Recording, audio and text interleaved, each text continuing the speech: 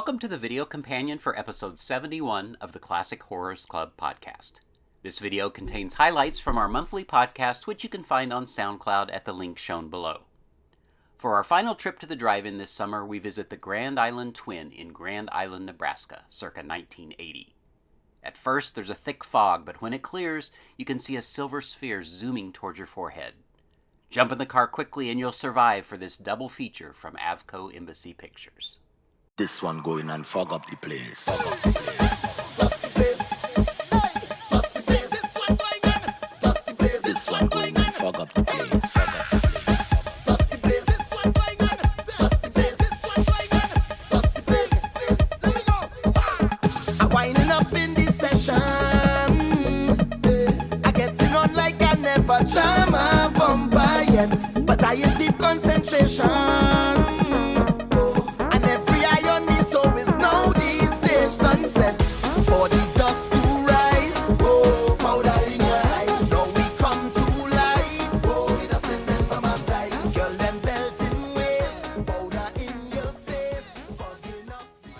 Traveling back to 1980, and we are seeing a great double feature. The Fog and Phantasm, two terrorific hits together to grab you. Phantasm. If it doesn't kill you this time, you've been dead too long. And from the creator of Halloween, John Carpenter's The Fog. Lock your windows, bolt your doors. There's something in the fog. The Fog and Phantasm. No one can escape from now. Rated R. Actually, we're seeing 2 out of 4 movies. They're doing a Dusk to Dawn show. Yes, we are going to be watching John Carpenter's The Fog, the original, and some might say the only version of The Fog, and Phantasm, which this was a re-release. They were, as the ad said, they're kind of pairing up The Fog and Phantasm, and that's 2 of the 4 movies. We're going to miss the other 2, but honestly, it'd be a great Dusk to Dawn show because the other 2 movies are Prom Night and Death Ship. As the ad says, 4 great shows in one program. So yeah, but you know me with my bedtime, we can't stay for all 4. I'd be off doing for good 2 weeks. I know we're doing good for 2 movies. Yeah. So how about we introduce ourselves? We should probably do that. Who are you, sir? I am Richard Chamberlain, and I am from monstermoviekid.wordpress.com. Less than 2 months away from the 10th anniversary of my blog, which seems really kind of crazy. Who are you, sir? I'm Jeff Owens, classichorrors.club. Pretty soon we'll be starting out with The Fog. Yes. The movie Fog, not the real fog. Hopefully we can see the fog through the fog. Yes. Yes. Well, that light of the projector will cut through it like a saber. Yes. Give a very cool effect. So let's get settled in.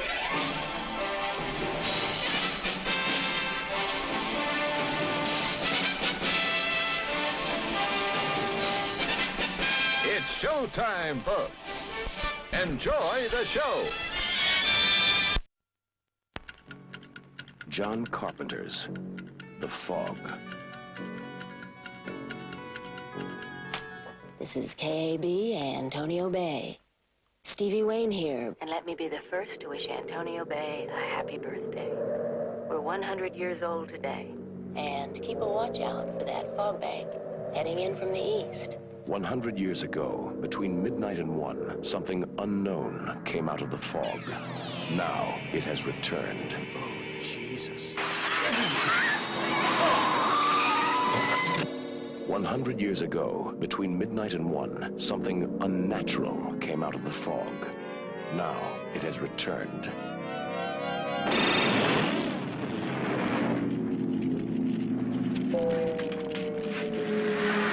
100 years ago, between midnight and 1, something evil came out of the fog. Now it has returned. Who's there? The fog. Antonio Bay has a curse on it. We're all cursed. There's no water getting here, but something awful cold did. I think I'll go to Vancouver now.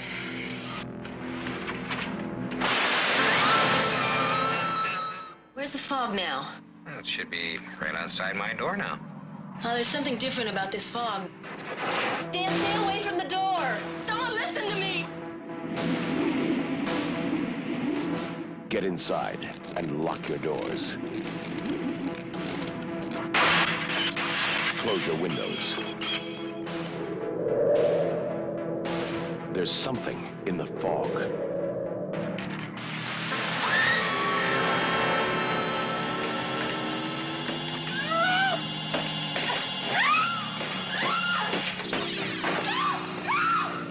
Stay away from the fog.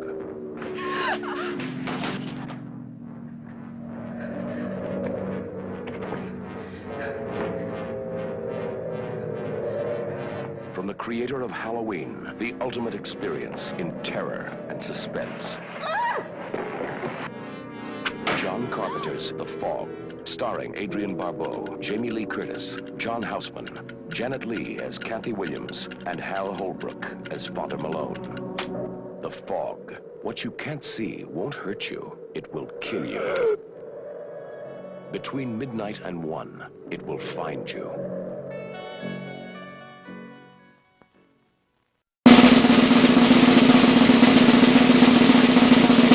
You want to talk about the movie with us?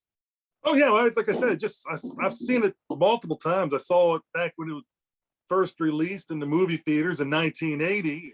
This was John Carpenter's next theatrical movie after Halloween, which at the time when I saw it, I don't want to say I was disappointed, but it was different from Halloween. It wasn't another Halloween. There's similarities that I'm sure we'll talk about. The only part, the first time I saw it, that even scared me was at the very beginning when the fog's going through the town and the gas pump handle falls on the ground. I jumped. That's the only time I jumped in the movie. So that was my initial, like I say, I don't want to say I was disappointed. It just wasn't what I thought it was going to be. One thing I have to say, when I saw the movie recently, I have to agree with you. The gas station scene was so horrific. Seeing all that gasoline just pumping out and pumping out, and it's not going into my car. And then they show the pump and you see what it costs. You're able to do the math. Yes. And tears were in my eyes. And I think John Carpenter never did that we never knew when he filmed that. It came out in 1980, how much hurt and emotional and distress that causes us to see nowadays. Oh, that was painful. Yes, that's hilarious. I remember being generally spooked because it was the ghost story. So the ghost stories, you never know where they could pop up. I mean, yes, they knocked at the door, but technically they're a ghost. They could just pop up inside the house. I enjoyed it. I prefer The Fog over Halloween. I love Halloween, but there's something about The Fog that I've always loved. And with each viewing, I love it even more. There's just so many little things about it, from the jazz radio station playing at night to, Adrienne Barbeau's incredibly sexy voice on the radio, but her being isolated, in the lighthouse. Steve, on subsequent viewings, how has your opinion of it changed, gotten better? It's pretty much been the same. I enjoy it. I love the atmosphere that it gets through, and I'm seeing it as an adult compared to seeing it when I was 12 years old. There's no way, shape, or form that I think this is better than Halloween, and I don't even think it's as scary. I mean, it's definitely creepy. It has atmosphere, and that just may be because, to me, Halloween is real. There really could be a slasher. Ghosts, I mean, those aren't my favorite. I'm not going to say I don't believe in them, but it's just very, I'm more likely to be stalked by a serial killer than I am a ghost. So Halloween sticks out. And for me, the more times I watch it, I want to like it more. And I don't dislike it more, but I become just more appreciative of it. The technical aspects of it that I recognize and I see, I appreciate it, but it really doesn't affect me on an emotional level. The other thing, like when I say I notice the technical is, and I don't think people talk enough about the cinematographer, Dean Cundy, because he did Halloween as well. And to be able to show, like somebody just come out of the darkness. Like they've been standing there all along, but then all of a sudden they just emerge. That takes technical skill to make that happen. And that was Dean Cundy. And this was shot in Panavision, sort of the wider screen. There's one shot that I think is just terrific. It's when Adrienne Barbeau is driving to the lighthouse and the camera is, on the road with her coming towards them. It pivots around and you see the beach, wide angle, beautiful shot. You don't even really think about it, but when it comes 90 degrees, then you see her car, the back of it. Yeah. And that is a fantastic shot. So those are the things that I notice that are technical more than emotional. We have John Houseman in what really is almost a cameo appearance. And I know that was filmed very late because they needed to extend the running time. And so they added that intro, which I thought was very cool. A nice little intro. It gives us a little bit of a background of it. And then there's a reference to, because we have the boy is there, and then the reference to his character a little later on in the movie, although we never see him again. I love that opening. We start with the Edgar Allan Poe quote. John Houseman's role, small, but actually really stands out for me in this film. As everyone knows, rainbows usually have a treasure at the end. Let's follow this one and see if we can find the pot of gold. Ah, there, and I suppose you've come to claim me treasure. Well, we'd like to see the gold first. Ethan, there's better than gold in here, me lad. No, just look here, no. Candy, refreshing soft drinks, popcorn, ice cream. Well, that's some treasure, but anyone can buy luscious treats like these at the snack bar. You don't tell me. Do you suppose you could get me a job as a snack bar attendant?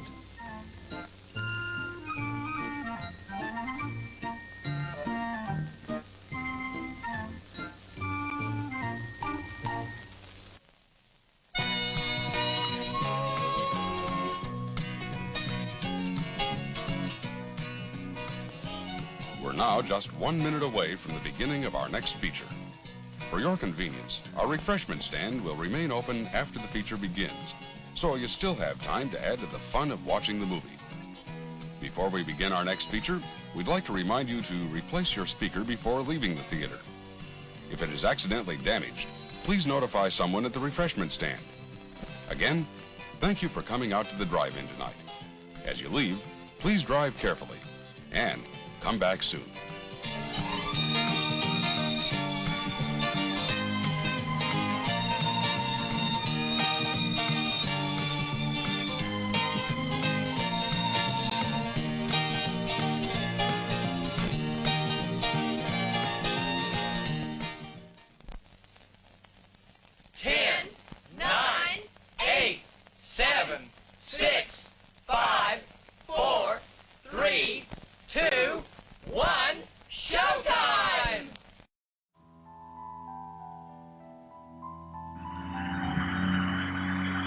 Phantasm. Is it a nightmare?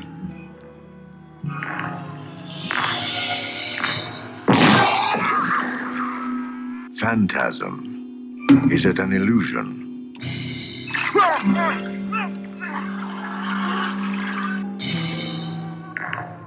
Phantasm. Is it an evil?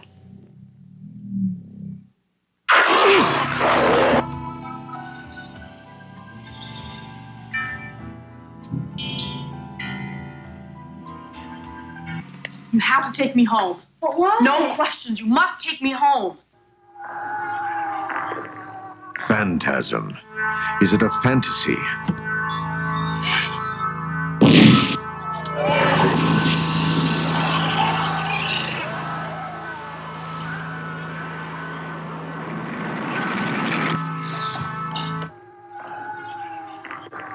Phantasm.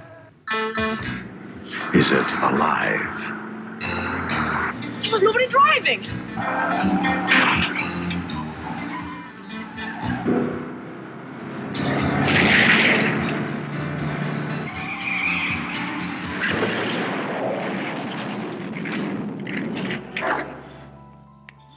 Whatever it is,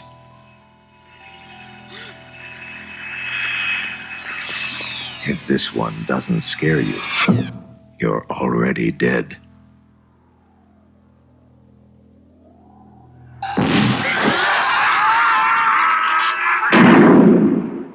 Phantasm.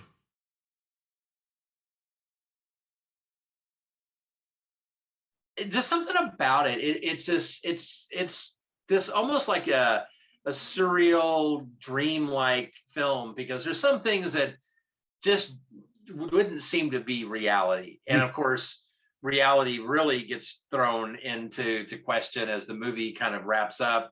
You're not really sure, well, what happened, what didn't happen, and I think that's the part I love about it. I don't know. I think just the overall the time period, the spheres, the tall man, and I think the fact that the main three actors really weren't actors of any major, they were not A-level actors. I think that adds to the charm of it, the whole dreamlike state of this film, and everything's just a little off. And then of course Angus Scrim is the tall man. What a great character, and if anybody's known for just one word, it's that boy. I have very fond memories of seeing this in the theater on its initial release. And imagine a high school crowd. There are a lot of times for them to jump and squeal and all of that. So I remember that experience. It was very, some of it was probably show, but it was very effective on this, teenage crowd. Yeah. So I remember that really more than I remember the movie, but I've seen it over the years. And as you say, it for me gets better every time. I loved it this time more than I ever have before. I had seen it like multiple times. If you asked me what the thing with Phantasm was, it would be the silver spear. And you watch the movie, it's only in 2 scenes, and yet that's the main thing that I remember.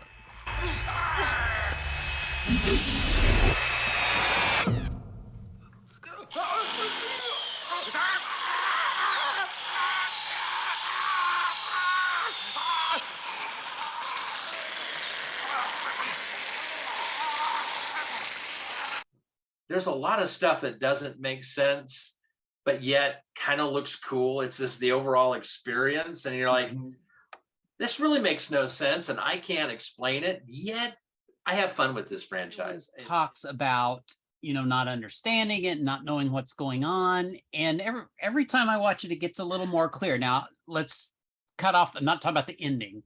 We'll come back to that. But just like, to me, it's pretty straightforward. I mean, and they figure it out. It's like they are killing people to turn them into slaves. And there's a doorway to another planet in the mortuary. I mean, that's pretty simple. Where the ambiguity comes in for me is, of course, the ending. Like, did it really happen? And I'm fine with that. And I'm fine with it being standalone, because I love things like, is it a dream or did it really happen? I love those kinds of movies. So I don't have a problem with that. Because think of Carrie, the ending. And the thing about Phantasm is, if you watch it, it's full of those types of moments, like the hands reaching up out of nowhere, coming out of the ground, grabbing the ankle. I mean, it's full of what I would call like those Carrie endings. Back then, that worked. I mean, there was a theater full of high school kids screaming and yelling. Yeah. Today, and we've seen a lot of movies since then, but it seems a little more mechanical to me. It's like, I don't know that those still surprise me and scare me. They seem just like a little bit slower, and you kind of think, oh, yeah, I see the construction of that, rather than it just happening organically. And does a Phantasm hold up? I think for a modern audience, it's not going to have the jump scares, that because, things have changed and expectations have changed. It comes down to the story. You look past some of the quirkiness of it because of the change in times, the change in fashion, what have you. The jump scares aside, there's just enough interesting scenes that are, the silver spear, what is more terrifying than you're laying on your back in the cemetery doing it with a pretty blonde girl, and all of a sudden she changes into Angus Scrim. That is horrifying in any decade. I also like that, like, at the center of this is a sweet little story. I mean, this poor kid, his parents died tragically. His brother's taking care of him. His brother's getting ready to leave him. You know, he's got abandonment issue. I mean, that's at the core of it. On one hand, if it is all a dream, there's perfectly explanation why he would be having dreams like this. But definitely. I think that helps a lot to have that sort of backbone of it. There's some sort of structure around which these crazy things can happen and somehow mean something. So, Rich, you can only watch one of these movies. What's your go-to? Oh, gosh. That's tough. Man. And it may be a rhetorical question. Maybe you can't answer it. I know today what it would be, but it may be different. They evoke different feelings in me. I would probably say The Fog. Barely. I'm going to say pretty confidently Phantasm. And again, that's today. But the thing I didn't say about The Fog is that it's very simple. It's the fog comes in, there's ghosts in it, they kill people. But in general, there's not going to be any revelations if you watch it again. Phantasm, I feel like you can watch and get something different out of it every time, or get a new theory, or have a different experience maybe each time you watch it. Versus The Fog, it's just reliable. You know what you're going to get. And now, folks, it's time to say goodnight. We sincerely appreciate your patronage and hope we've succeeded in bringing you an enjoyable evening of entertainment. Please drive home carefully and come back again soon. Good night.